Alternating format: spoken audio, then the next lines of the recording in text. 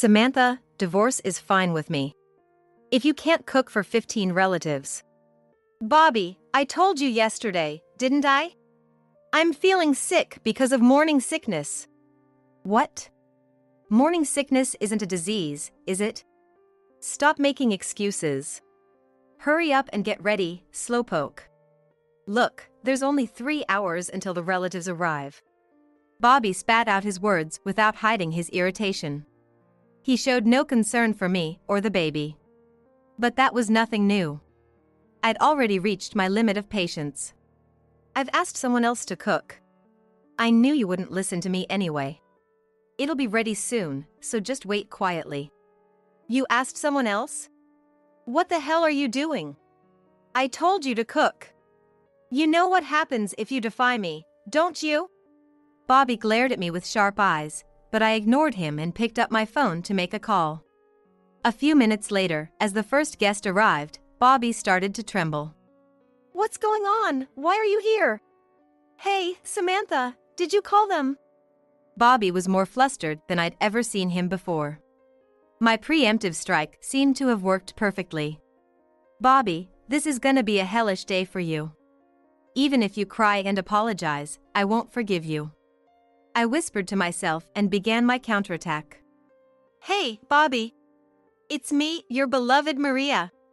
Why are you so surprised? You wanted to see me, right? You said you loved me the most. So, I came, relying on your love. Welcome, Maria. Thank you for coming to our family event. As the wife, I appreciate it. Oh, no, it's me who should be grateful. I'm so happy to greet all the relatives. Please allow me to thank you as the mistress. As Maria and I greeted each other with big smiles, Bobby, sweating like a waterfall, couldn't help but shout. Wait. What's with this greeting? What's this situation? How come my wife and mistress are talking to each other? Oh, I slipped and called her my mistress. He's really panicking. Poor thing. Maria spoke words of sympathy, but her face showed no pity. I couldn't help but smile. Only Bobby was frantically darting his eyes around. It'd be fun to watch Bobby panic, but we've got a lot to talk about, so I'll continue. This is my revenge on you. Revenge? Yes. You were so kind right after we got married, but after about 6 months, your attitude did a complete 180, and you started treating me like a slave, didn't you? I desperately tried to figure out if I'd done something to upset you. So, I tried my best to meet your expectations.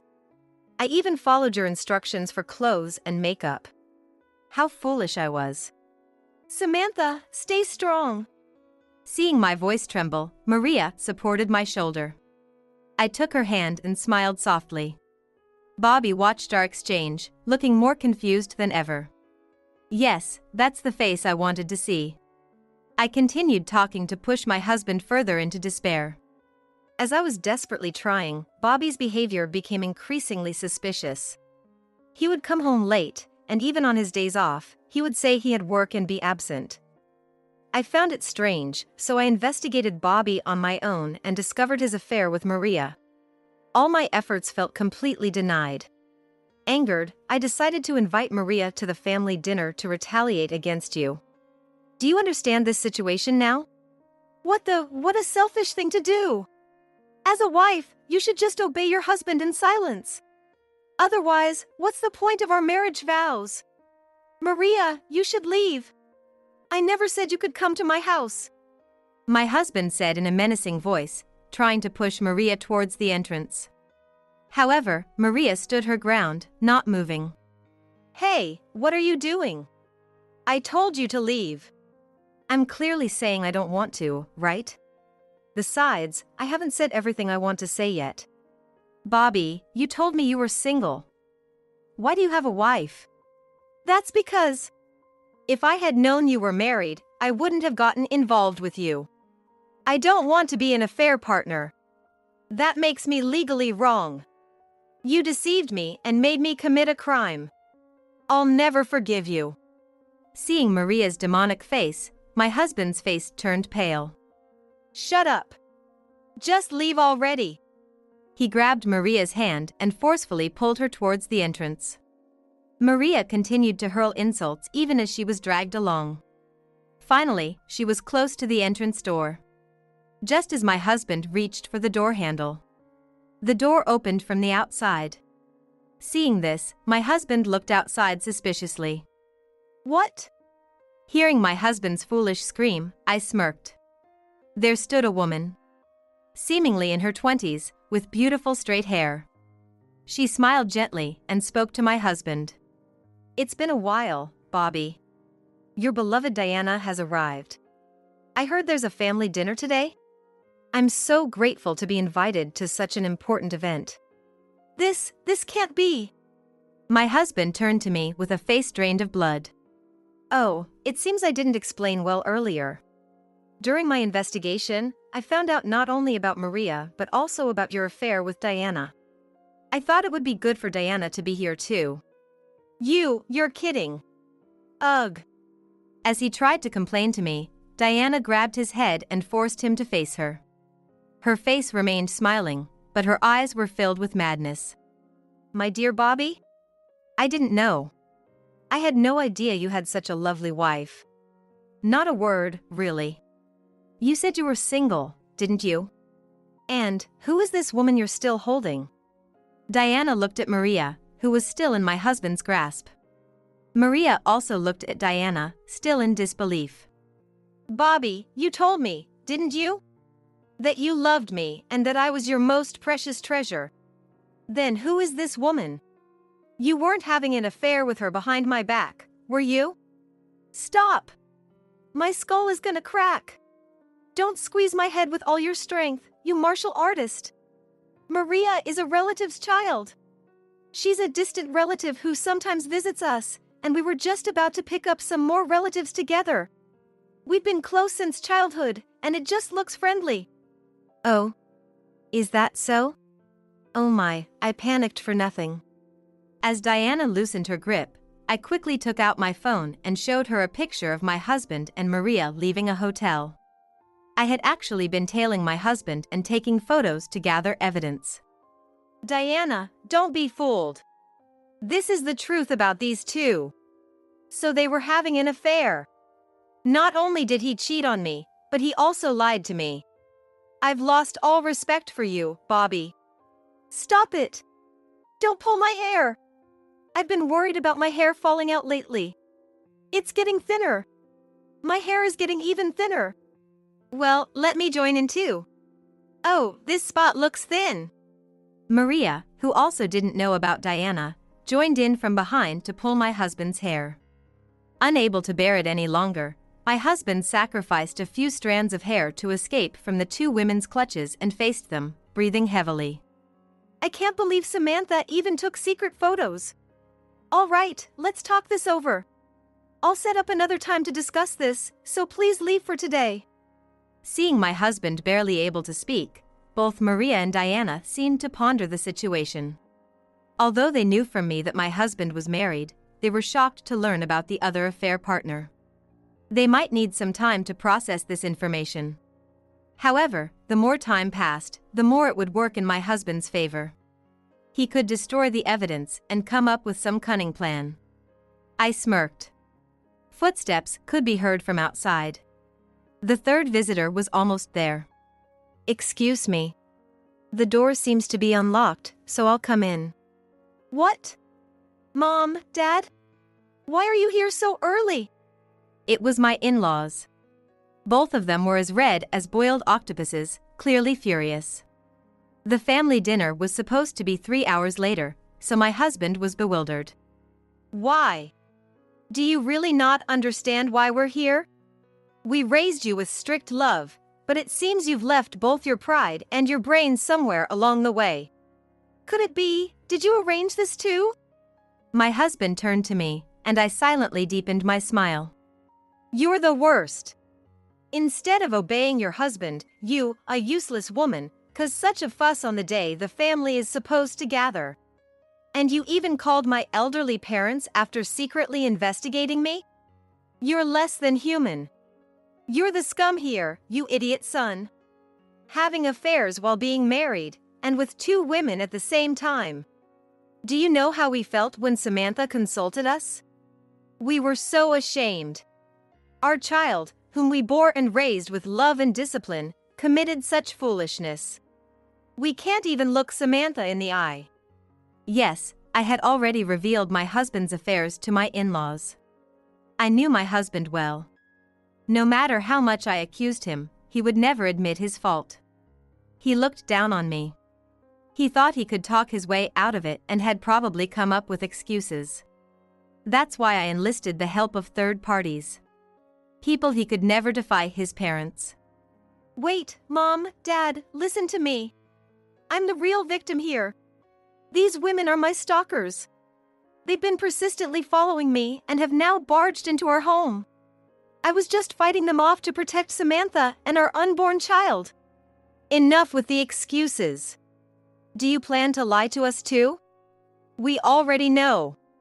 We have evidence of you dating and entering hotels with them, complete with photos. Damn it, too much. As my husband clicked his tongue, Maria stepped forward. We understand we've done something unforgivable. But it's the result, not the cause. We were deceived by Bobby too. Exactly. We were both told by Bobby that he was single. We didn't know we were affair partners or that there was another one besides ourselves until today. It's true that Samantha is the biggest victim, but we are also victims of Bobby's lies. Hey, don't say weird things. My husband shouted desperately, but my in-laws sighed without even looking at him. When did you stop feeling guilty about lying? The sense of right and wrong is created by a sense of guilt. Without it, you're just a beast. What drove you to this? We didn't claim to be perfect parents, but we tried our best to raise you without hardship. Still, you cheated because something was missing, right? What's done is done, but at least tell us the reason. It seemed my in-laws had decided to trust Maria and Diana, who were strangers, over their own son. Given how much trust he'd betrayed, it was only natural, even between parent and child. In fact, it might be because he's their son that they're hardening their hearts to face the truth. They believe it's their duty as parents. I gently placed my hand on my belly. I'll be a parent soon, too. Maybe I'm getting a valuable lesson in parenting right now. My husband lowered his head a bit, showing a contrite posture. The truth is, work hasn't been going well. I was mentally cornered. I was constantly worried that I was causing trouble for my brother because of me. I took it out on Samantha, and the affairs with Maria and Diana were the result of accumulated stress. I'm sorry.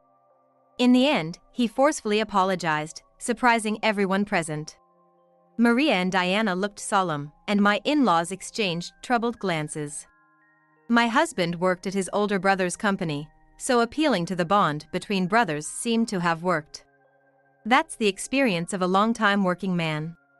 He knows the impact of such an apology. But while he might fool his affair partners and in-laws, he can't deceive me. Because I know the truth that this apologetic attitude is just an act. Now, I'll reveal it to everyone here.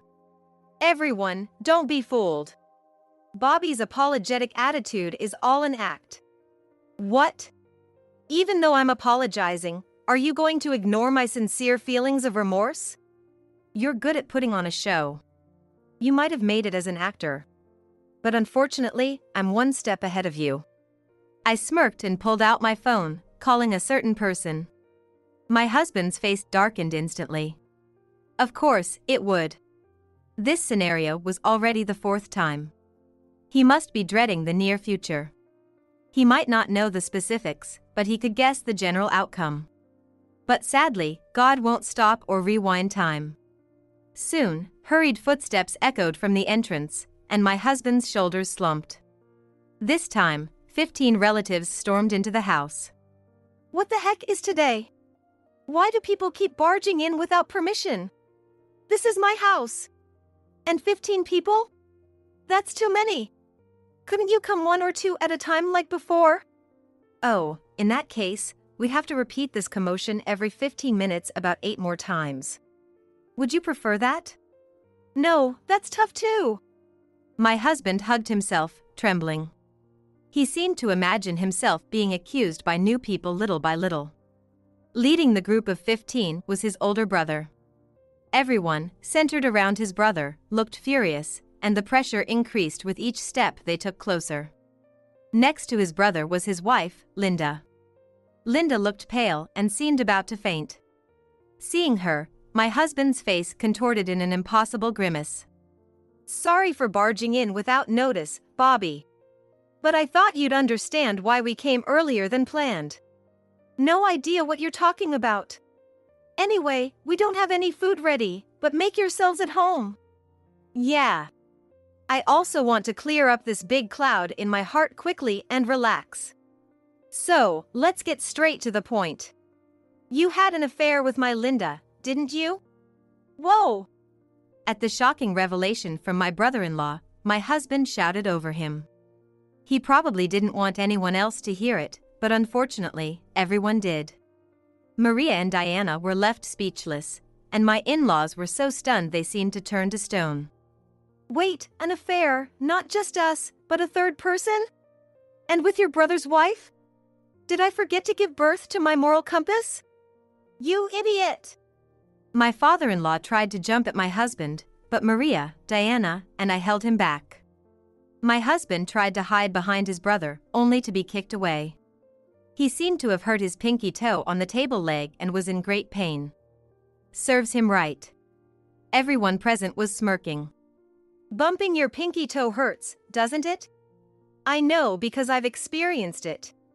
But the pain in my heart right now is like night and day compared to that, you jerk. Wait. This is some misunderstanding. I wouldn't steal your wife, ah. My husband fell silent instantly. By now, everyone, including my in-laws, had surrounded him, glaring fiercely. You're not making excuses now, are you? First, you were caught with Maria, then Diana, and Samantha exposed them one by one. Naturally, I have evidence too. I noticed Linda's strange behavior a while ago. She started caring about her appearance a lot and was going out more, according to the neighbors. When I investigated, I found out about your affair. How could everything be revealed in one day? Samantha and my brother. Exactly. Michael and I collaborated. We exchanged information and planned this. Today, with all the relatives gathered, we executed it. My husband slumped his shoulders. I can't believe you had an affair with Linda too. I'm ashamed I didn't notice. Sorry for the surprise, Dad. I thought it would be better to hear it directly from Michael about Linda. We originally planned to tell you during the family dinner. But after Samantha told me about another affair, it turned into this. Sorry for the consecutive issues. It's not Michael who should apologize. Samantha and you are both victims. Don't hang your head. Look up. My mother-in-law gently patted my brother-in-law's shoulder, easing his tense expression. Even as adults, a mother's presence is mighty, I thought, as my husband suddenly started laughing. What is this situation? First, affair partners burst in, then the whole family comes to accuse me. I'm exhausted. In just this hour, my husband seemed to age 10 years. Seeing my chance, I crouched down to meet his gaze, still lying on the floor. Now, will you finally tell me why you had so many affairs? Linda was the one I truly loved from the beginning. I knew her since college and always liked her. But Linda married my brother. I had no choice but to give up. So, I married Samantha to forget about Linda. A sharp pain stabbed my chest. Hearing from someone I once truly loved that I was just a tool to forget someone else was more painful than I imagined. Unconsciously, I gripped my chest tightly. My husband continued talking without even glancing at me. Life with Samantha was peaceful, but I still couldn't forget Linda. So, I started cheating with Maria and Diana. Then, a miracle happened. A miracle? Yes, after I started the affairs, Linda approached me. Everything went smoothly from there. Linda stepped forward, tiredly smiling next to my husband. She crouched down to meet his gaze, just like I did. Let me explain too. I've always liked Bobby. But my family was poor, so I needed to marry Michael, who runs a company. However, I couldn't forget Bobby. So, you had affairs with 3 women, including Linda? Both my husband and Linda nodded silently. For a moment, the room fell into a dead silence. The silence was broken by my brother-in-law. It sounds like you're trying to justify it as some kind of pure love, but what you did is the lowest. My husband and Linda looked up, flustered, and tried to compose themselves. I'm sorry. I wronged you, brother. You even blessed my marriage with Samantha. Yes, we got a bit carried away. I'm sorry. Both my husband and Linda apologized deeply. That triggered everyone else to start criticizing them. Love is about caring for others. Selfish emotions that hurt those around you aren't love. They're ugly.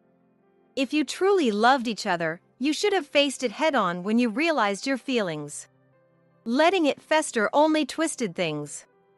Feelings for someone can rot if left too long. If you missed your chance, move on gracefully like an adult.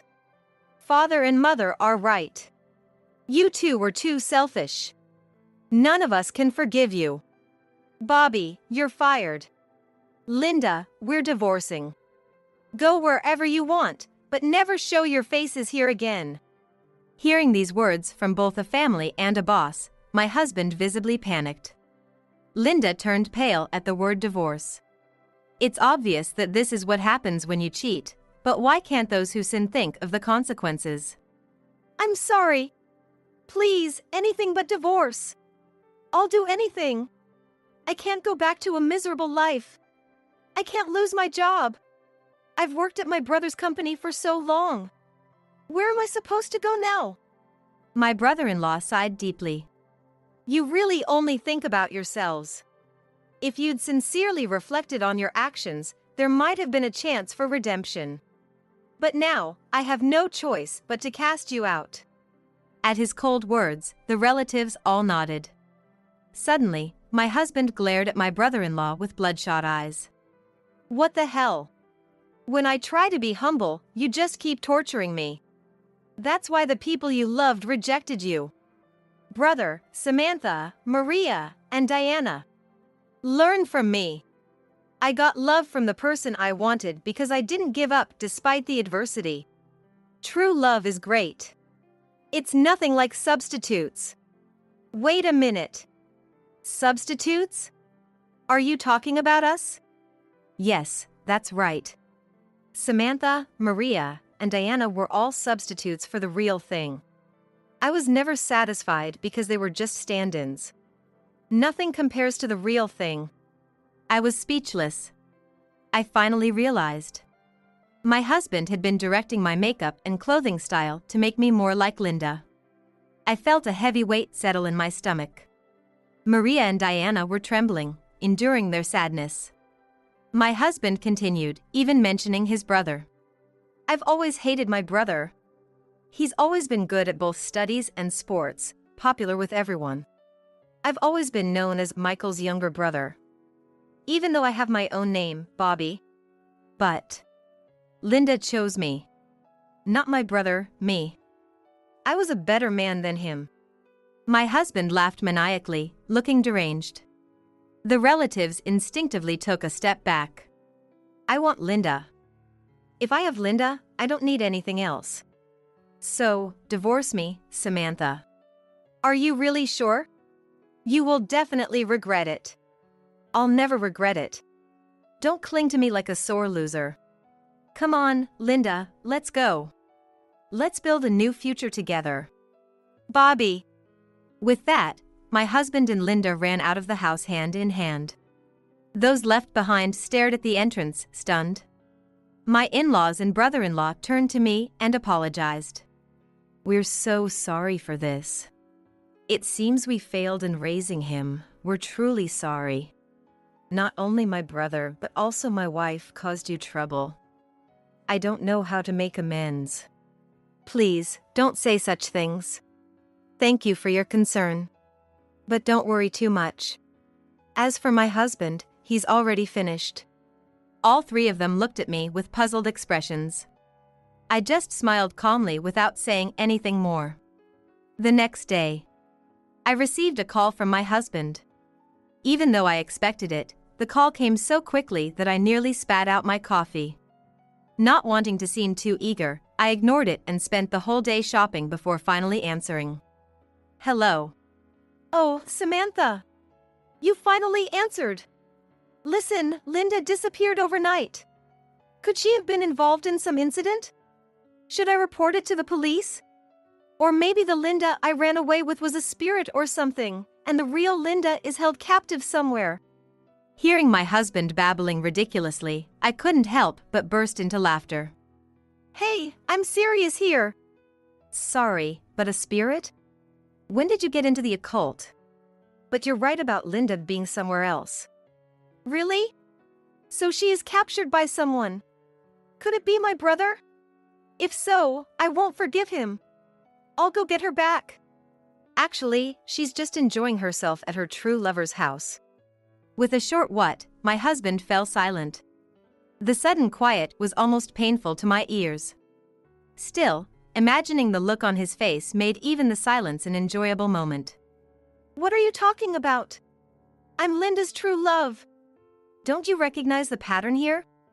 Linda's true love was already married. Just like you tried to move on from her, she found a replacement too. That replacement was you. No, that can't be true. But recently, her true love got divorced. So she doesn't need a replacement anymore. Ironic, isn't it? You were just Linda's substitute. And now, Linda is happily living with the one she truly loves. And they lived happily ever after. Oh no! All I could hear was my husband sobbing. I ended the call with a smirk. I had known for a while that Linda's true love had gotten divorced. So, while I thought my husband would eventually be discarded by Linda even if they were temporarily together, I didn't expect it to happen overnight. However, this has left an indelible scar on him. Afterward, he apparently blamed Linda for using him as a substitute. But it was just karma, as he was only experiencing what he had done to others. My husband finally realized his mistakes and now sought reconciliation with me. Please! I promise to make you happy this time. Sorry, but I don't need a father who neglected his own child. I will never forgive you. Please! My father, mother, brother, and all our relatives won't talk to me. I only have you left, Samantha. That's the price of your sins. It's too late now. My husband gasped in shock. I should have cherished those closest to me. These were the last words we exchanged. After that, we divorced. I demanded child support. As my brother-in-law declared, my ex-husband was fired from his job and, due to the payments to me, faced financial hardship. His actions became a topic of gossip in the industry, making it difficult for him to find another job. Now, he lives alone in a cheap apartment, working day jobs. Linda, on the other hand, was also ultimately discarded by her true love after being toyed with. She was disowned by her family over the divorce issue and had no one to help her. I saw her once in a deserted park, looking miserable, but I don't know what happened to her after that. As for me, I safely gave birth to a baby boy. Juggling unfamiliar childcare was overwhelming, but a year later, thanks to Maria and Diana, I was able to find a job. Having been victims of my ex-husband's deceit, we formed a bond like comrades in arms. We still keep in touch and meet for tea occasionally, and I always hope they find good partners. Children grow up quickly, and my son is growing well. Watching his innocent gestures, carefree smile, and peaceful sleeping face fills me with indescribable happiness. Nothing could ever replace my son or this cherished feeling. Therefore, I vow to protect him above all else. A life without children is miserable, huh? My daughter is adorable and a genius," Cohen Kirby said with a grin on his face, causing my insides to boil with rage. It was like he had forgotten all about how he had treated me in the past, casually striking up this conversation and then saying this. I couldn't help but feel furious. However, I reminded myself of the situation I was in and managed to suppress my anger. Carefully maintaining a cheerful appearance, I decided to respond to Cohen. Even if he got mad, it wouldn't come close to what I had endured. I called my daughter, Sarah, who was a little distance away, and proudly said, "Well, let me introduce my daughter then." I probably had the smile I envisioned on my face. As I showed that to Cohen, I hugged Sarah, who had run over to me. "Huh?" Cohen looked at us with a dumbfounded expression, his mouth agape in surprise. He couldn't accept the reality of the woman he had always looked down upon. Jolie, who had been smirking by Cohen's side until then, seemed unable to hide her shock either. Ignoring them, I turned to talk to Sarah. "My name is Kyrie Allen, a 51-year-old businesswoman. Whenever I mention that my daughter is 12 years old, people are usually surprised. Yes, I married late, but there's a story behind that. Actually, I'm divorced, and I didn't have any children from that marriage. I met my ex-husband, Cohen Kirby, in a blind date. A friend of mine, who was worried about my perpetual workaholism and unwillingness to get married, arranged a party for me. That's where Cohen took a liking to me and started pursuing me intensely. That said, I still had no intention of doing so at first, and I was still cowed by Cohen's favors. But he was so persistent that I eventually warmed up to the idea. As a result, Cohen and I started dating and soon got married. Once married, Cohen, who was very keen on having children, was serious about trying to conceive. However, being in my late 30s then, I felt an immense pressure. Whether it was due to that or not, we had trouble conceiving. Gradually, Cohen's attitude toward me cooled, eventually turning contemptuous. "What's up, infertile? Did you pick up the cleaning I asked about before?" He began referring to me as infertile and treating me like a servant. It was incredibly frustrating, and I desperately looked for a solution. I even went to the hospital, fearing the worst, but all the tests showed that I was perfectly healthy. In fact, the doctor even suggested that stress might be causing it, leaving me feeling utterly helpless and downhearted. I tried everything, watching my diet, taking supplements. Despite all efforts, I still couldn't get pregnant. Wondering if the problem might not be mine, I suggested to Cohen Kirby that he should get tested. "Hey, Cohen." I went to the doctor, and they found nothing wrong with me. "So, there might be a chance that, it could be you." "I think you should get tested," I said. Cohen's face turned red with anger immediately. "What? You're saying something's wrong with me? It's just you who can't get pregnant, don't you dare doubt me." "But there's nothing wrong with me, and I've been undergoing treatment for so long. If we can't have kids, it only makes sense that the issue might be with you."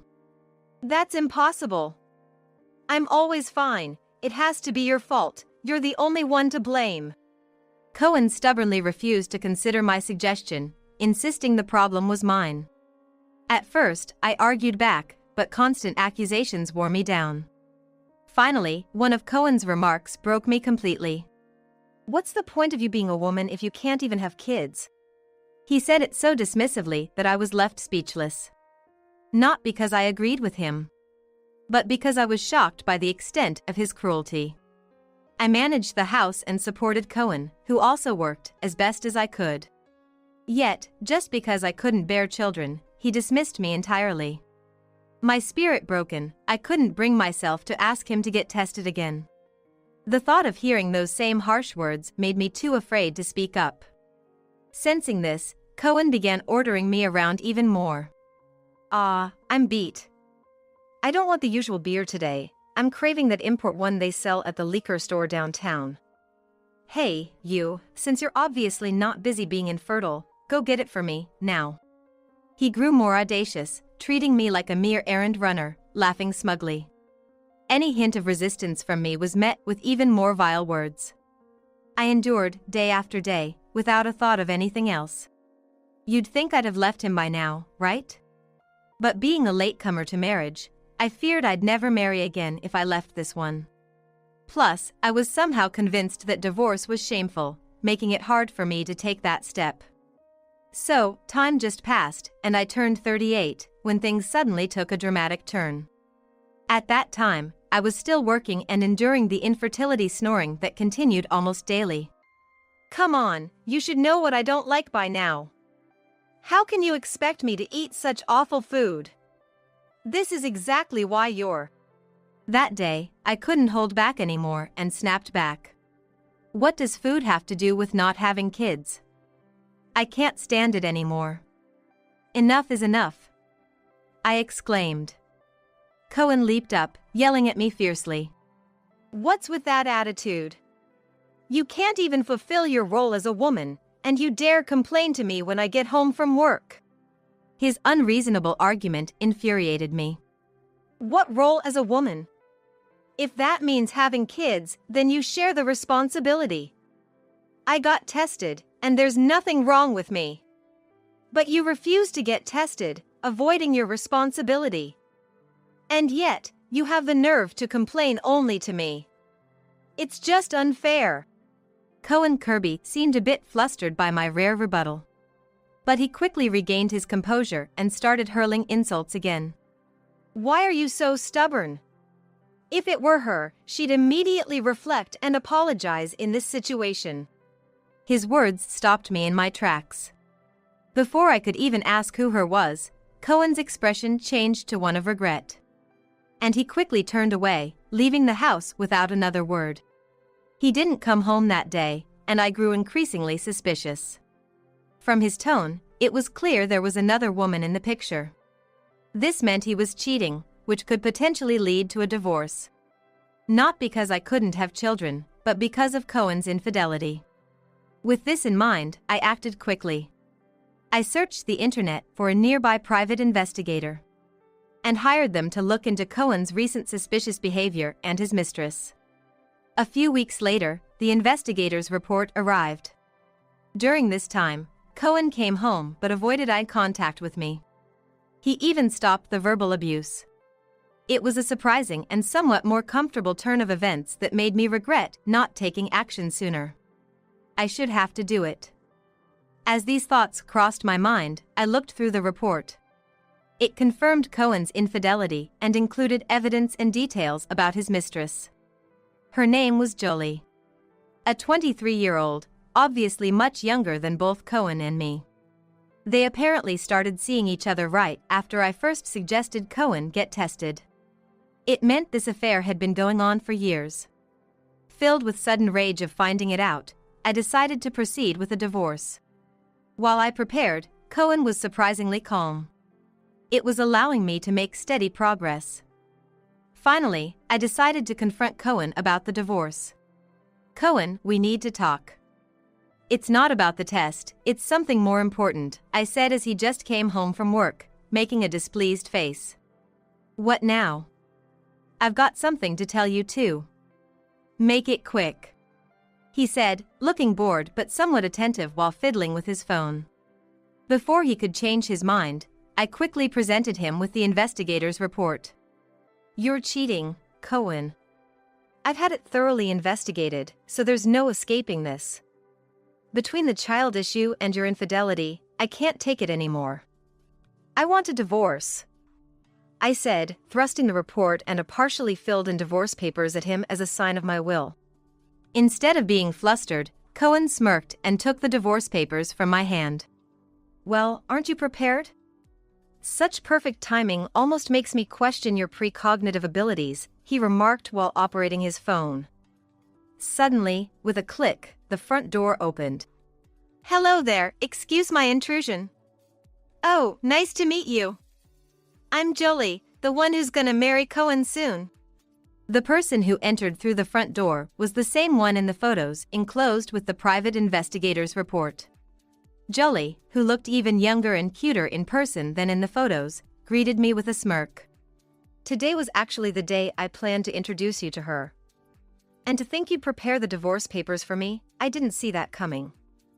If you had been this considerate all along, maybe I would have stuck around, but it's too late now. Cohen said half-jokingly, taking the divorce papers and walking into the living room. I was too shocked to grasp the situation and stood there, frozen. Soon, Cohen emerged from the living room with the divorce papers filled out. He handed them to me with a sly smile, saying, "This sure saves a lot of trouble. We're no longer husband and wife, so leave now. Jolie's pregnant, and I want her to have as little stress as possible." Faced with Jolie's and Cohen's malicious grins, I lost my composure. Snatching the divorce papers from Cohen, I ran to my room. I grabbed my already packed bags and left the house without a word. Fast forward 13 years. I had come to see how the project I was involved in had been completed. My job is as a professional consultant, and this time I was tasked with designing an apartment building that would be disaster-resistant and children-friendly. After Cohen introduced me to Jolie, I took refuge in a nearby business hotel. I waited until dawn to submit the divorce papers to the city hall, then moved from hotel to hotel. After that, I was finally settling into an apartment and focusing on my career. Divorcing Cohen seemed to lighten my spirits, and my work progressed smoothly. I got lucky with business opportunities and expanded my network. This revitalization led to my appointment as the project leader for this urban development, a long endeavor that had finally come to fruition. There was a small celebration at the site, crowded with many people. Then, a familiar, unpleasant voice caught my ear. "Hey, long time no see. Still all alone, huh? I came here to buy one of these condos for my family of 3. Not that it matters to you." I regretfully turned towards the voice. I saw Cohen, Jolie. And also there were their daughter, who must have been in Jolie's womb back then. A life without children is miserable, huh? My daughter is adorable and a genius, Cohen said with a grin, causing my blood to boil. He had easily struck up a conversation as if he'd forgotten all the past mistreatment. I couldn't help but feel furious. However, I reminded myself of my current situation and managed to suppress my anger. Carefully maintaining a cheerful appearance, I decided to respond to Cohen. Even if he got mad, it wouldn't compare to what I had endured. I called my daughter, who was a little distance away, and proudly said, "Well, let me introduce my daughter then." I probably had the smile I envisioned on my face. As I flaunted my smile to Cohen Kirby, Sarah ran up to me, and I embraced her. "Huh?" Cohen looked at us, his mouth agape in surprise. Clearly unable to accept the reality of the situation, especially from someone he had looked down upon for so long. Jolie, who had been smirking beside Cohen until then, also seemed unable to hide her shock. Ignoring them, I turned to talk to Sarah. "Did you find a good spot for the shoot?" I asked. Sarah beamed and nodded. "I want to shoot in front of the flower bed you were so particular about." She pointed to the flower bed and grabbed the equipment next to me, dashing toward it. As I watched her spirited back, Jolie screamed in disbelief. "Is that Sarah from the popular video sharing site? Why is she calling you Mom?" Her words caught the attention of Cohen and Jolie's daughter, Yvonne. "That's really her. Wow, I'm meeting the real deal for the first time. Hey, ma'am, can I get her autograph?" "That's a great idea, Yvonne. You really are a genius." Their arrogant remarks were so typical of them as a family. I shrugged my shoulders in resignation and firmly refused. "Sorry, but no. Sarah posts videos because she enjoys filming and editing, not because she wants to be famous. Sure, she's become well known, but that's not her goal." "But why not?" "It doesn't cost anything. Besides, my daughter is a genius." A combination of a celebrity and a genius makes for great content. Annoyed yet curious, I asked Cohen what made his daughter a genius. "All I've seen is her brash and insensitive behavior." "Where's the genius in that?" "How dare you? Yvonne is a bright student preparing for a prestigious middle school. She's going to be someone big." I wished for a concrete example of Yvonne's genius. But Jolie's claims lacked specifics, making me sigh in frustration. Cohen, displeased with my reaction, began bragging more about Yvonne. Yvonne is so talented, she never sticks to anything for long. She masters everything too quickly and then gets bored. It's tough having a genius for a child. Hearing this far from impressive boast, I grew tired of the conversation. Without responding much to Cohen's bragging, I moved towards where Sarah was filming. I could hear Cohen and his family still talking behind me, but I ignored them and called out to Sarah. "How's the shooting going, Sarah? Let's go to the cafe when you're done." Many people had gathered around Sarah, intrigued by her filming. Some recognized her as Sarah from the videos, creating a lively scene. "I just need to shoot the ending, then I'm done. Just a little longer," she replied cheerfully, waving to the people around her before starting to film the final scene. "Hey, Sarah! Let me be in the video with you." At an incredibly inopportune moment, Yvonne tried to interrupt the shoot. Noticing Yvonne's interruption, Sarah smiled at her and then resumed filming. After completing the shoot, Sarah was surrounded by onlookers. Many, like Yvonne, asked for her autograph, but Sarah politely declined each request. Instead, she engaged in friendly conversations with those who had approached her. Sarah continued her activities because she found joy in them, not because she sought fame. While she had indeed become famous, she never bragged about it. Autographs were not something she had even considered. So she chose to connect with her fans through conversation instead. When Yvonne had interrupted earlier, Sarah must have been annoyed. Sarah hid her feelings and gently refused. But I wondered if Yvonne understood that. When Sarah was about to leave, Yvonne, evidently not grasping Sarah's intentions, approached her. "Great job on the shoot. Now, how about filming with me next time?" Seeing Sarah's dumbfounded look, I couldn't stay out of it any longer. "I'm sorry, but Sarah doesn't do collaborations. That smile earlier was just being polite to you for interrupting her shoot." "What, is that just lip service? Learning such things at a young age, you're not raising her right." Jolie crossed her arms and looked down on Sarah. Sarah briefly stiffened but remained silent, not retorting. Feeling victorious, Jolie snorted and pressed on. "Are you saying Yvonne isn't worthy of filming with you? You know, Yvonne is a genius who can do anything. It could actually boost your popularity. Maybe you should learn to read the room better." Sarah looked at me, unsure how to respond. I sighed and confronted Jolie. "Enough already. You keep calling your daughter a genius, but I haven't seen a single concrete example. Being awarded isn't the only mark of greatness, but do you have any substantial achievements to brag about?" The onlookers who had been listening to our conversation seemed to agree with me.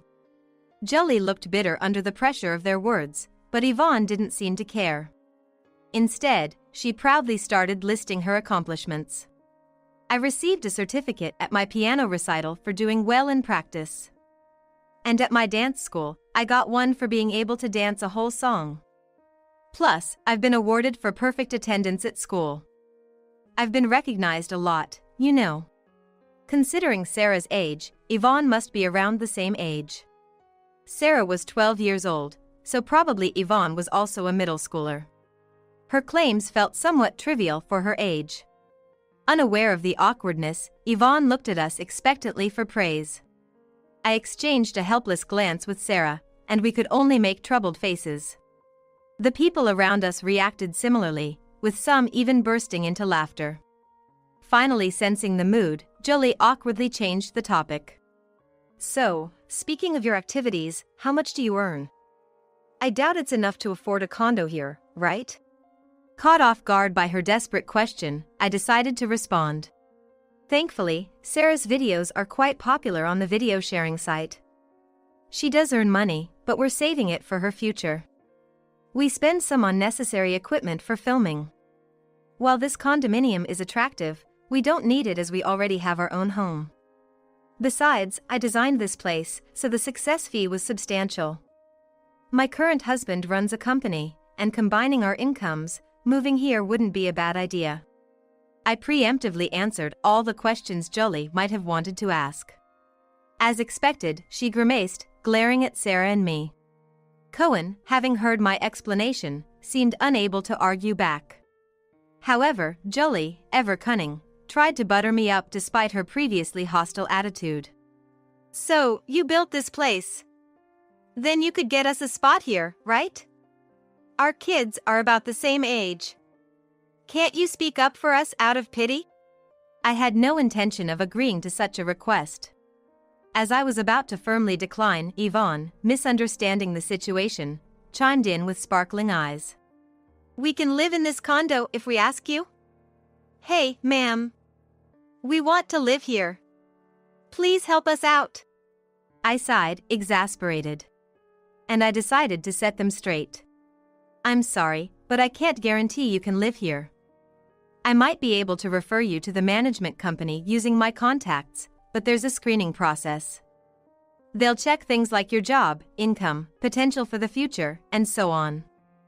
I don't control the screening, so it's not certain you'll get in. It's up to you to make it happen." Jolie clicked her tongue upon hearing this, while Yvonne didn't seem to fully grasp the situation. Cohen then butted in, demanding the impossible. "Our daughter is asking, so make it happen. If you have the connections from building this place, get us through the screening." People around us started whispering at Cohen's unreasonable demands. I felt a headache coming on, wondering how to explain this obvious point. "I can't interfere with the screening process, that's beyond my control. If you want to live here, overcome the challenge on your own merits." At this, Cohen suddenly lost his temper. He began yanking flowers from a nearby bed and throwing them at me.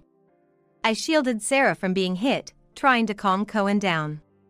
But then, Jolie and Yvonne, following Cohen's lead, started doing the same. Jolie hurled insults and flowers at us, and Yvonne spewed verbal abuse at Sarah. I focused on protecting Sarah, but luckily, people around us intervened.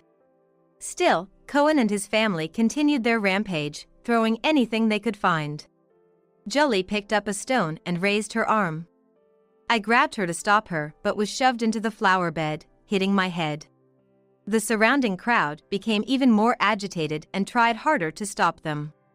However, the three individuals, who continued to behave violently in a fit of rage, were soon restrained.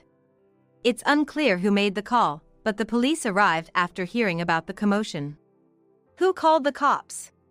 Cohen shouted as the officers restrained him, but no one responded. Jolie, also being subdued by the police, tried to find out who had reported them. Yvonne stopped her tantrum but began crying as she watched her parents being detained. The area, which had been chaotic, suddenly quieted down when an officer's voice rang out. "Caught red-handed on suspicion of obstruction of justice." At these words, the commotion ceased in an instant. Cohen, who had caused the commotion, was apprehended by the police for his aggressive behavior. Holding my head and trying to comfort a tearful Sarah, I watched as he was taken away. At the same time, Jolie and Yvonne were also escorted to the police station. All three of them were put into a police car and driven away, disappearing from view. Despite the chaos they had caused, their swift removal by the police left me feeling somewhat relieved. But seeing Sarah on the verge of tears, yet still concerned for me, brought me back to reality. "Mom, you're hurt. Should we go to the hospital? Otherwise, you might." The commotion had overwhelmed Sarah, and she finally broke down crying. Hugging her, I apologized for involving her in such a situation. People around us expressed their concern. But I assured them I was fine, especially since Sarah was unharmed. When the sound of an ambulance siren approached, it seemed someone had called for medical assistance. The ambulance arrived, and alongside the police, I was taken in for treatment with Sarah by my side. As I boarded the ambulance, I took one last look at the damaged flower bed. The construction of the large condominium had inevitably created a sense of oppression. I had wanted to alleviate that by setting up a park within the grounds and placing a flower bed there. I hoped that the park would become a place of relaxation and conversation. The park where I first met my current husband had brought me much happiness. taking a break from work, I had been admiring the flowers in the park when he approached me. From there, I started talking to my current husband, who worked near that park, and we became close. Our relationship grew from occasional lunchtime meetings to dinners, and eventually, we got married. Later, we were blessed with our daughter Sarah, despite it being a late pregnancy. That park, with its flower beds, had brought so much joy into my life. So, I wanted the project I was involved in to offer similar opportunities for happiness. The result of that effort was the flower bed. Seeing the flower bed destroyed was heartbreaking, a sharp contrast to the happiness it symbolized.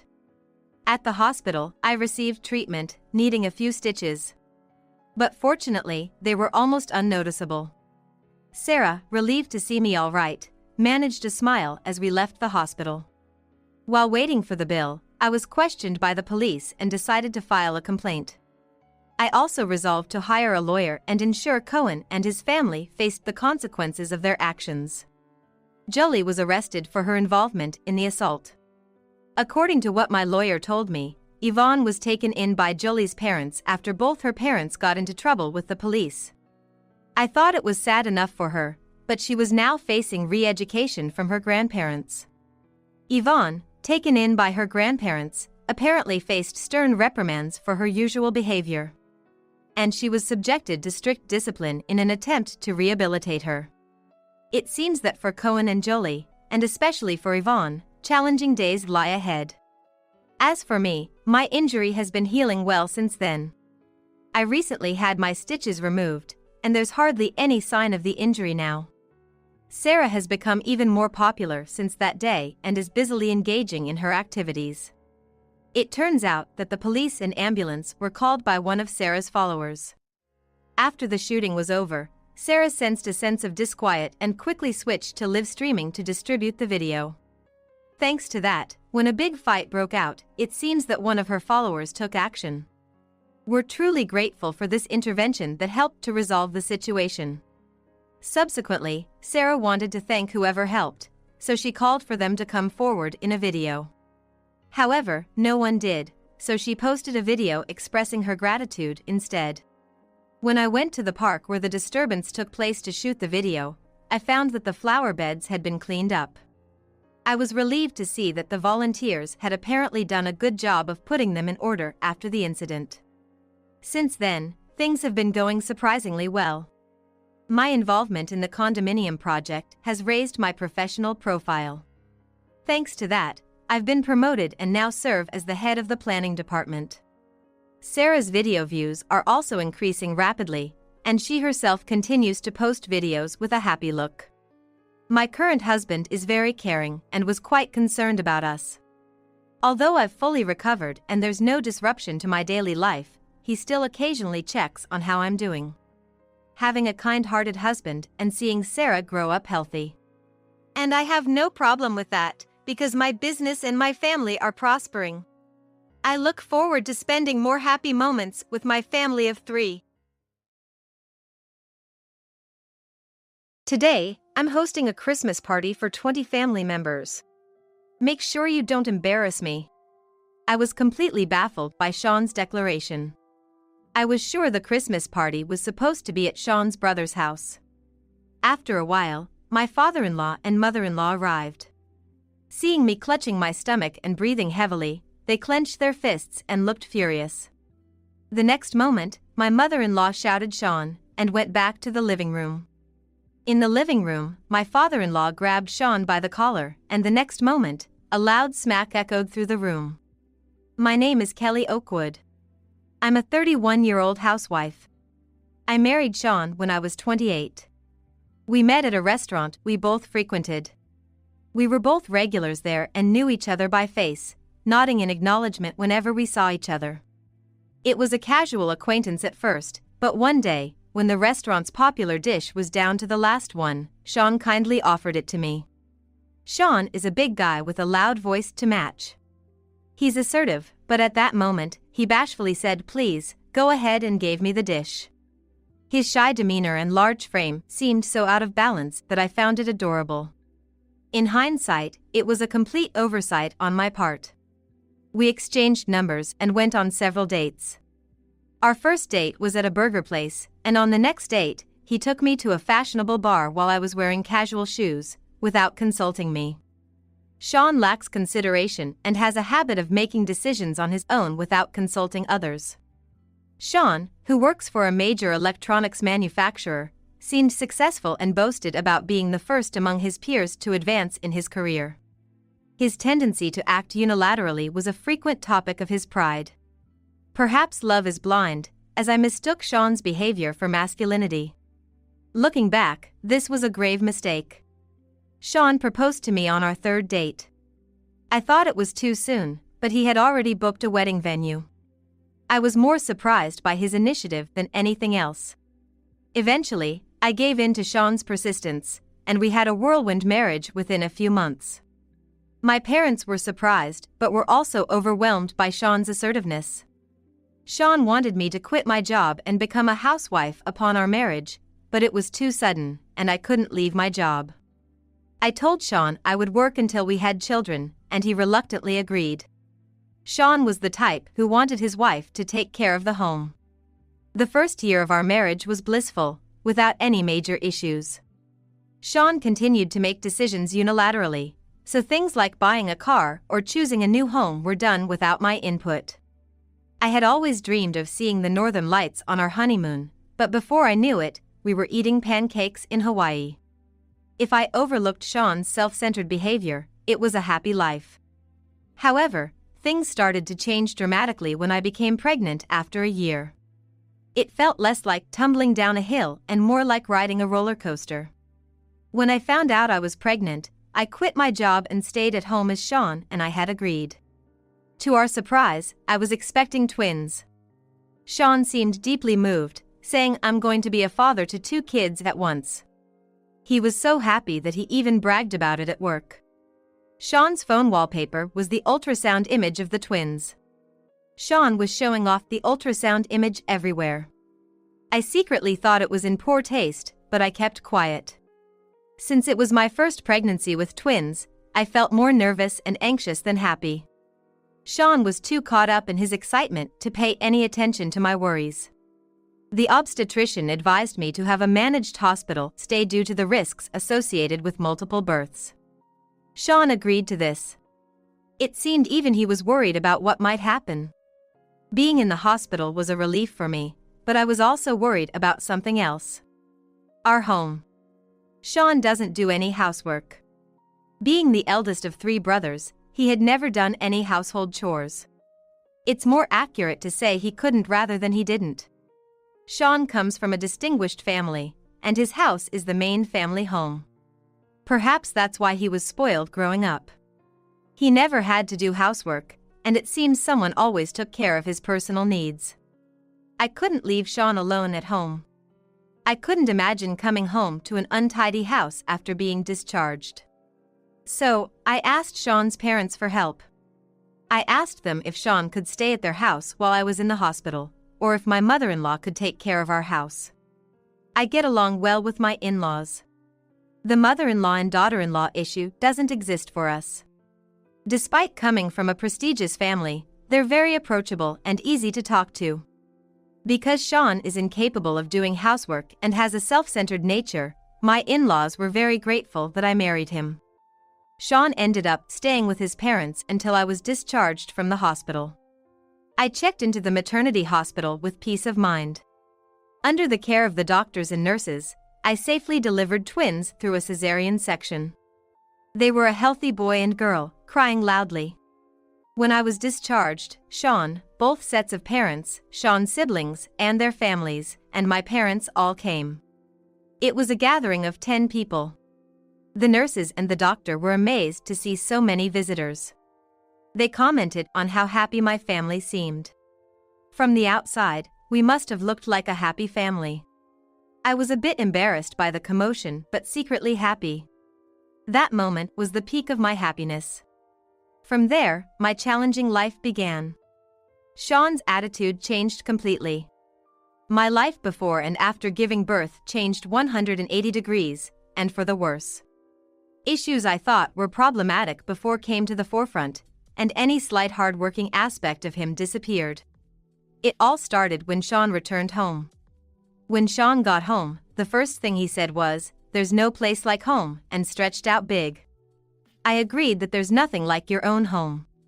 But there I was, with twins in a baby carrier and backpack, hands full. Thinking about life ahead, I just couldn't relax and stretch out like that. Both Sean's parents and mine insisted on giving us space, saying, "You guys need to manage on your own."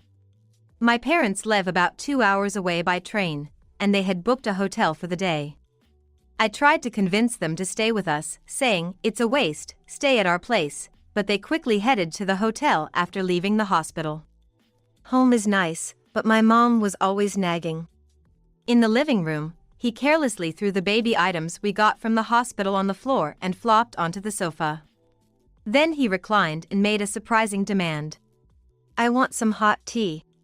There I was, holding babies both in my arms and on my back. And he's asking for hot tea. How does he expect me to fill the kettle, boil the water, put tea leaves in the teapot, and pour it into a cup? And there he was, complaining about a sore shoulder and rotating it. I decided to ignore his request for the moment. I put the twins down on the baby bed we set up next to the living room. That's when I felt a dull pain in my abdomen. The cesarean section incision hadn't fully healed. My body tensed up in pain, my face contorted, but Sean didn't even glance my way. He was casually playing with his smartphone. I couldn't yell at him and risk waking the peacefully sleeping twins. I had just been discharged from the hospital and hadn't regained my strength yet. After putting the twins to sleep, I reluctantly kept quiet. I decided I had no choice but to prioritize the twins' sleep and my recovery. Sean was not only uninterested in housework but also in childcare. Just a little while ago, we were the envy of nurses for being so happy, but now I felt only anxiety. The next day, my parents came early in the morning. By the afternoon, Sean's parents had also arrived. With both sets of parents and me, we began the arduous task of childcare. Sean, as expected, was of no help at all. In fact, he was more trouble than the babies. While watching Sean, I did my best with my first experience of childcare. My mother-in-law said, "This is the time when children teach you to be a mother." It's hard to believe someone as kind as her is Sean's mother. My parents live farther away than Sean's, so my mom can't come over easily. It looks like I'll be relying more on Sean's family. Sean's dad is still working, so I'll have to depend mostly on my mother-in-law. I'm so glad she's a kind person. Sean's parents were very affectionate towards the twins. Even when I was clumsily changing diapers, they reassured me, "No need to rush, you're doing fine." Amidst this, Sean was the one who felt left out. Since we were all focused on the twins, he seemed to feel excluded. He became more demanding than usual, saying, "I'm thirsty, I want to read the newspaper, I'm a bit hungry." Sean's dad talked to him, since Sean wasn't participating in childcare. It can be hard for fathers to get involved in childcare, but it's rewarding once you try. Both Sean's mom and dad are kind people. I couldn't help but wonder how someone like Sean could come from such wonderful parents. My dad also chimed in, sharing how nervous he was the first time he took me out. However, Sean showed no interest in their valuable advice. All that came from him were half-hearted responses like, "Oh, and is that so?" The stories from Sean's dad and my dad were meant to ease the awkwardness and fears of making mistakes, a kind gesture towards Sean. But it was like talking to the wind, Sean was unaffected. Then, Sean really messed up. Not only was he uninterested in childcare, but his selfish behavior finally made his parents angry. While I was breastfeeding the twins, Sean complained to me, "When's dinner? I'm starving." He even demanded a proper meal, not just something pre-made. I was perplexed about what to do when my father-in-law stepped in. "You're not a child, if you're hungry, make something yourself." His response was perfectly reasonable. Yet, Sean became defensive and said, "You're a housewife, so it's natural for you to cook." I rarely use pre-made food when I cook. But for Sean, Even one pre-made item meant I was slacking off. Sean's mom joined in the argument. Babies can't cook and eat by themselves. Then his dad added, if you're so concerned about feeding, why don't you give the baby formula? You could do that. Faced with criticism from everyone, Sean made a surprising remark. If I start doing things like breastfeeding, then what's left for the mother to do? Both sets of parents were dumbfounded. I could only sigh. Afterwards, Sean's mom lectured him endlessly, and his dad thoroughly taught him how to change diapers and other childcare tasks.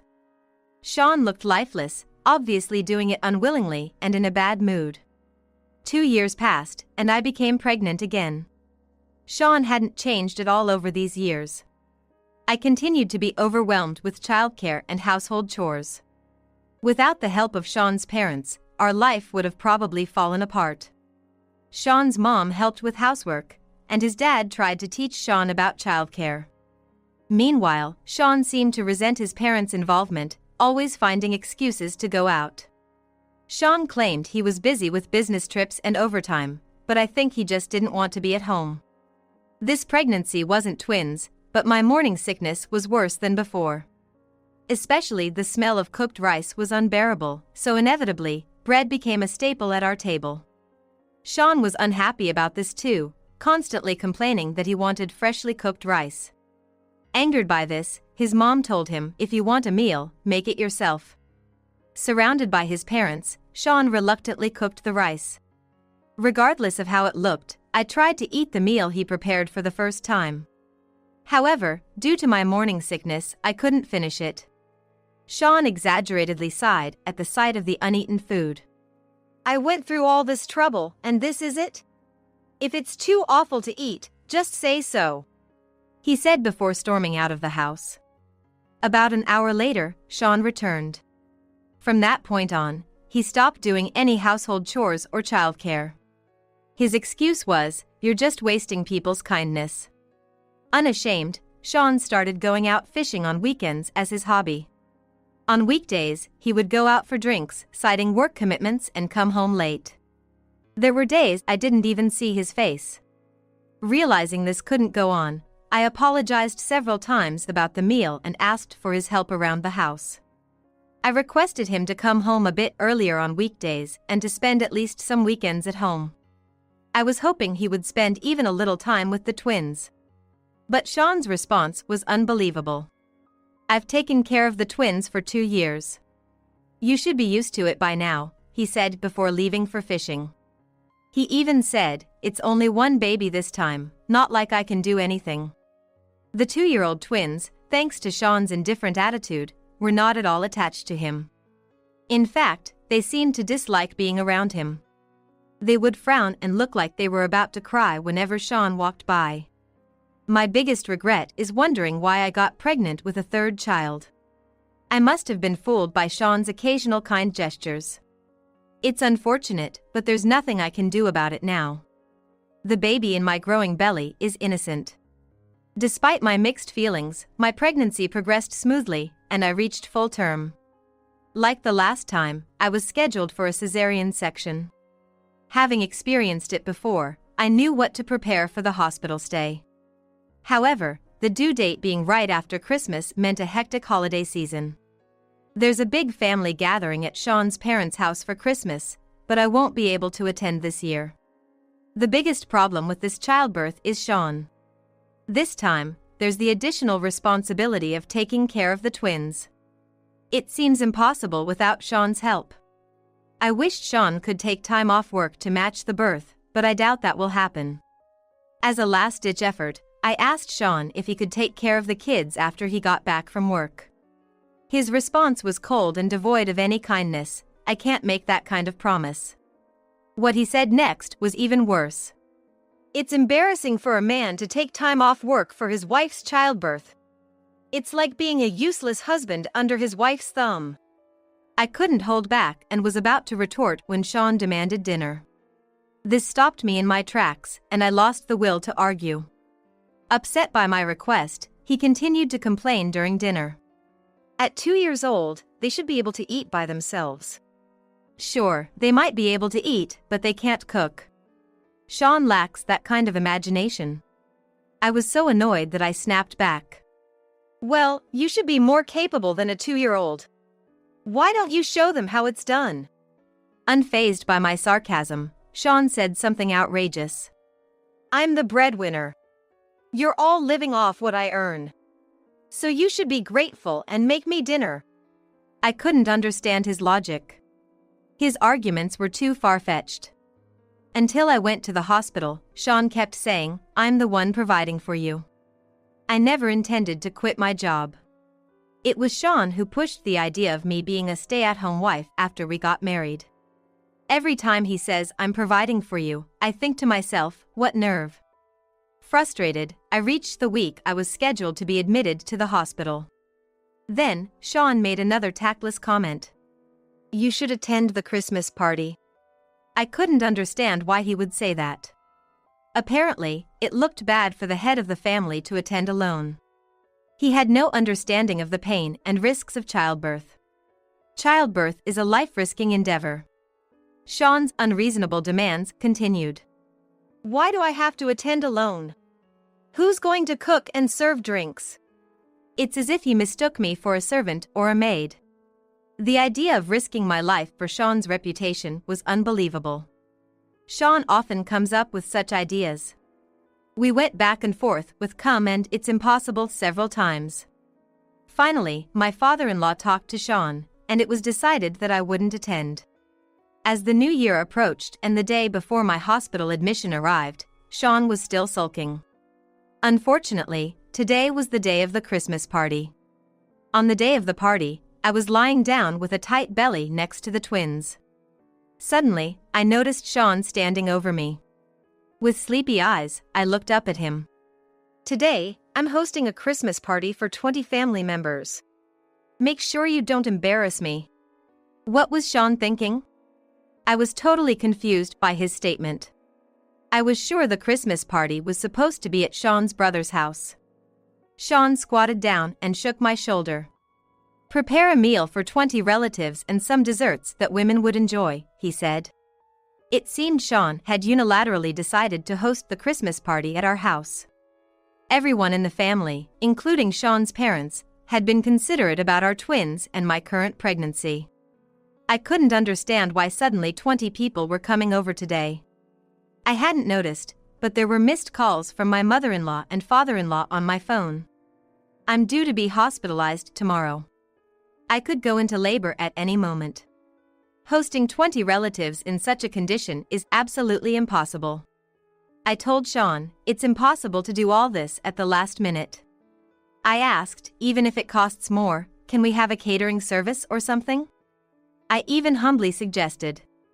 But Sean exploded in anger. I said we're doing it at my house. Are you trying to embarrass me? As the wife of the eldest son of the main family, you should keep up appearances. Sean was imposing his selfish will on me. Continuing with outdated notions like a wife should just be quiet and obey her husband. I no longer had the energy to argue back. When I fell silent, Sean seemed to take it as agreement and smiled. Then he said, I'm going to pick up the relatives now, so you get everything ready for hosting, and left immediately. With everything so arranged, I couldn't refuse. It would cause trouble for all the relatives. So, I started to prepare, despite my large belly. I emailed Sean, I can't go shopping now, so I'll have to make do with what's available. Thinking about my hospital stay, I had stocked up on food for Sean. So the fridge was nearly empty, no matter. I managed to prepare the food while pressing on my tight belly. For drinks and alcohol, which I was short on, I decided to order delivery. Just as I finished all the preparations, I got a message from Sean that he was on his way home. In just 2 hours, I had managed to prepare the meals and drinks. I wanted to pat myself on the back. I put the twins to bed in the back room as they were starting to doze off. Soon, I heard voices and the front door opening. I went to the entrance to greet everyone. My mother-in-law and father-in-law asked me if I was okay. Their call earlier must have been out of concern. I just smiled vaguely, unable to say much else. The living and dining rooms were packed with 20 people as the Christmas party began. I was busy serving food and pouring drinks, with no time to sit down.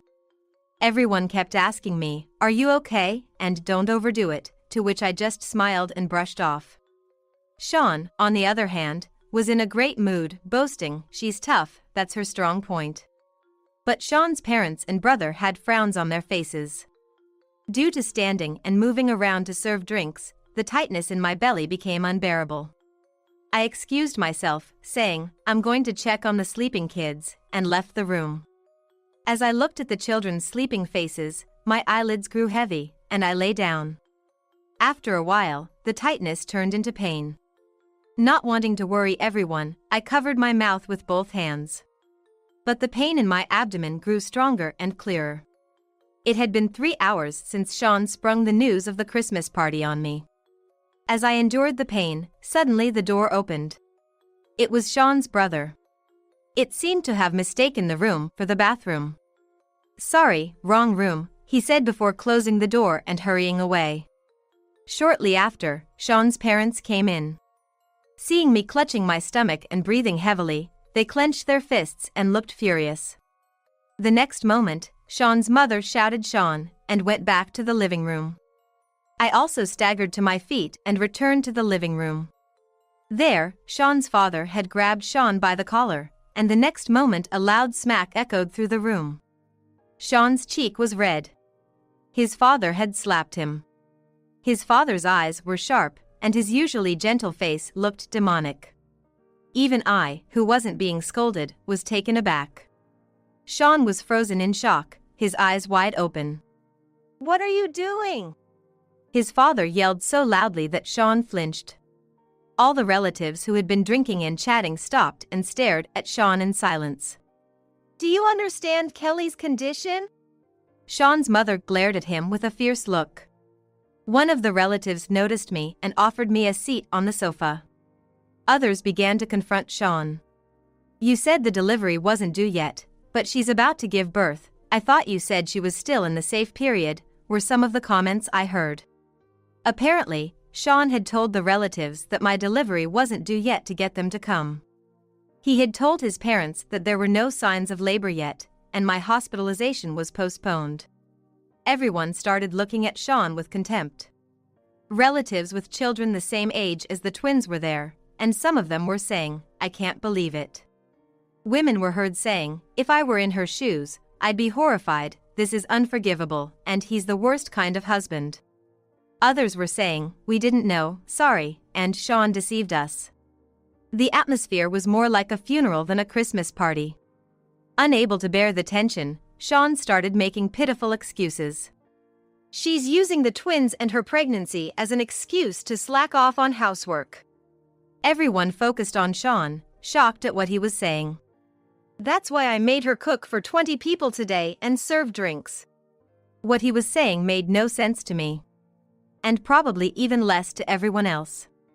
But Sean continued. "She's been slacking off. This doesn't even make up for it." There were murmurs of disbelief. He made her cook? And for 20 people? Sean began to sweat under the accusing glares. A female relative suggested they break up the party and began cleaning up. The twins' cries could be heard from the back. Sean's parents headed to the twins. Sean's brother has a child about the same age as ours. He looked at Sean with contempt and muttered softly, "He's the worst." Sean was being called the worst as both a husband and a father, shrinking under the scrutiny. His usual assertive and arrogant demeanor was nowhere to be seen. Suddenly, my belly started to hurt. The intervals of pain were getting shorter. It was probably labor. I called out to Sean, who was being scolded and shrinking away. But he didn't respond. Someone asked me, "Should we call the hospital?" and I nodded slightly. Another person brought me a phone, and I called the hospital. They told me to come right away. I informed everyone, "I'm going to the hospital now," but couldn't get up. Sean's brother suggested calling an ambulance, and that's when Sean reacted. "If you call an ambulance, tell them not to use the siren. It's embarrassing if the neighbors find out." I couldn't believe he was more concerned about appearances than my condition. Everyone was stunned by his words, and Sean continued. Go by yourself. It's your fault for ruining the mood anyway. It definitely wasn't my fault, it was all because of Sean's lies. Everyone else must think the same. Amidst the stunned silence, another smack was heard. Sean's mother had returned and slapped his cheek. Sean, his cheek held, was tearful. I never thought you would be such a rotten person. Giving birth is a life-threatening endeavor. Behind her, Sean's father was holding the twins, looking furious. The pain Kelly is experiencing is nothing like this, he exclaimed, trembling with anger and carefully setting the twins down. I'm not in the wrong. It's because I'm the one supporting them. Sean insisted, saying it was my fault for embarrassing him in front of others and that he wasn't to blame. Even in this situation, he was flaunting his elitist attitude. Of course, no one sympathized with him. The sister-in-law raised her hand. I haven't been drinking, I can drive. Everyone cheered. It was decided she would drive our car, and people began to move quickly, helping with my hospital bag and cleaning up. The bag was ready in the bedroom, so I asked Sean's mother to fetch it. Sean's father started helping with the dishes. Sean alone, rubbing his slapped cheek, muttered, If you weren't my parents, I'd sue you. His face turned red. Perhaps embarrassed at his wounded pride. Meanwhile, the twins started crying loudly because of the commotion. The men took turns comforting them while the women hurried to clean up. Sean didn't help at all. Everyone else seemed to have stopped paying attention to him. I felt utterly disgusted with Sean. I honestly thought I no longer needed such a useless man. Sean's brother, who's good at entertaining children, started playing with the twins. He said, I often play with kids at home, so leave it to me, and started playing with the twins.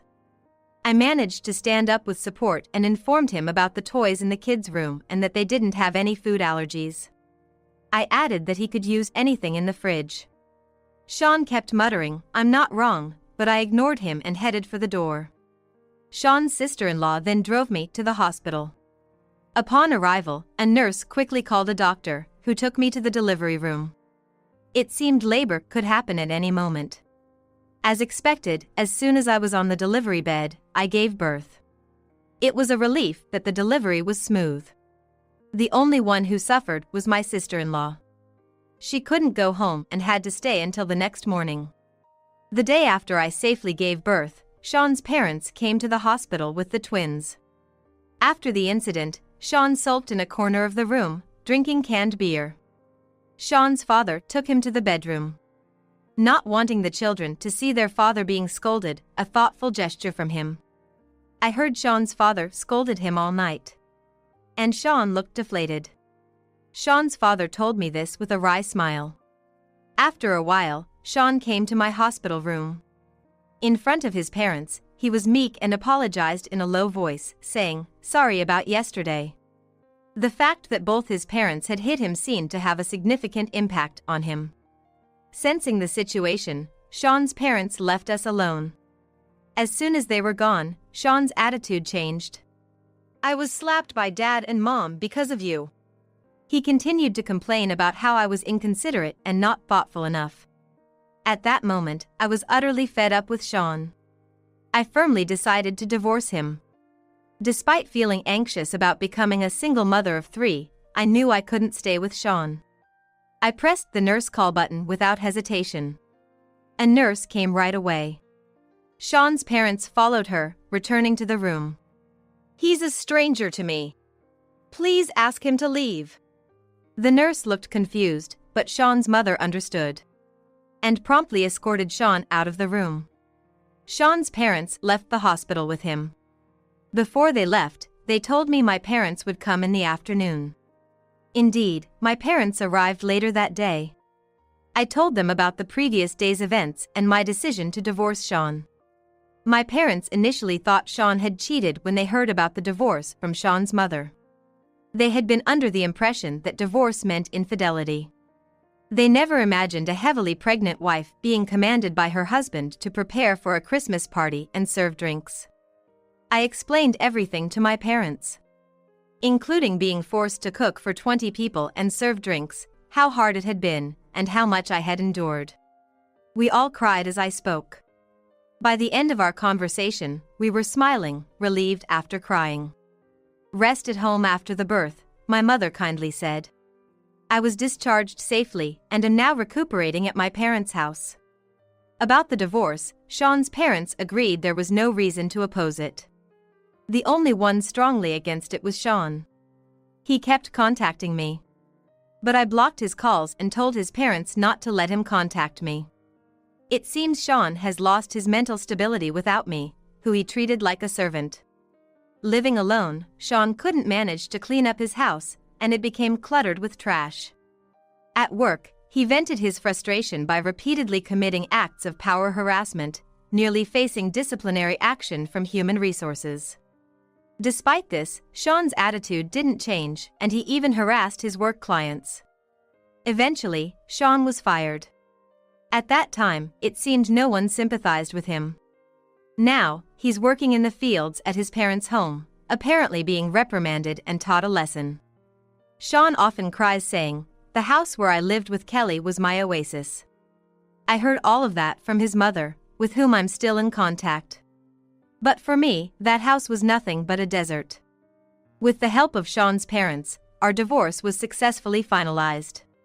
The house we lived in was sold, and I received all the money from the sale as alimony. I've decided to live at my parents' home. I still keep in touch with Sean's parents and brother. Sometimes, they come to play with the twins who say they missed the sister and brother who played with us that time. For Sean's parents, the twins are still their grandchildren. They visit when they can, happily playing with all 3 grandchildren. The kids are fond of their grandpa and grandma. I feel that if the Christmas party hadn't happened, I might not have been able to go to the hospital. Sean, on his own, couldn't have managed to take me to the hospital and look after the twins. Plus, that incident helped me make up my mind about Sean. In a way, I'm thankful to Sean for holding that party at our house. It really is a case of blessing in disguise. You never know how things will turn out. I'll never forget the gratitude I feel towards those who helped me then. With my 3 children, I want to become even happier and help others just as